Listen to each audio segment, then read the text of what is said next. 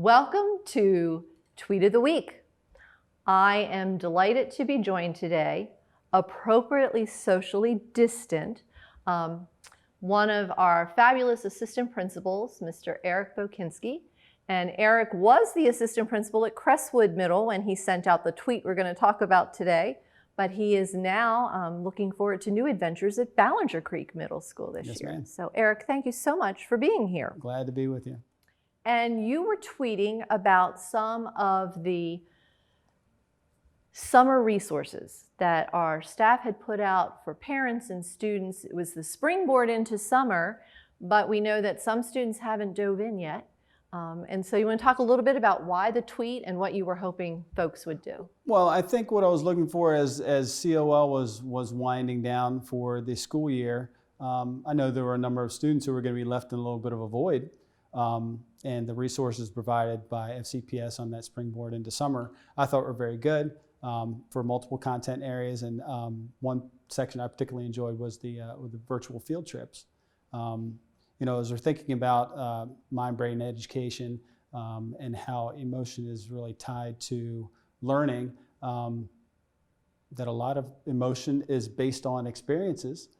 So if we want to get different emotions out of students, I think we need to give them a new set and a different set of experiences, and that's one way that I thought they could do it. And I know as we got to June, a lot of families and a lot of students were getting a little burned out of having to do the virtual learning experience. But now as we're in the midst of summer, it's not a bad time to go back and revisit some of those options as a way to refresh, re-engage the brain, and as you said, give kids an opportunity, knowing the limitations we have for travel and things like that this summer, to explore through these resources. Absolutely, and it's you know, like I think about what my children are doing at home. You know, I do have some resources for them. They've been really into art.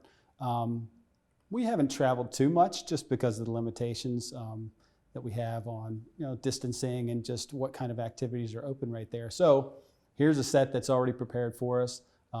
Nobody has to do anything, just log in. They've got their laptops and they got their Chromebooks, so they can just log right in and enjoy. And that was one of the reasons we decided as a system to allow students to keep the Chromebooks over the summer so that they could take advantage of opportunities like this. So thank you for tweeting about it and encouraging folks. And we hope that you will continue to explore those resources that you can find on the Continuity of Learning tab on our FCPS website.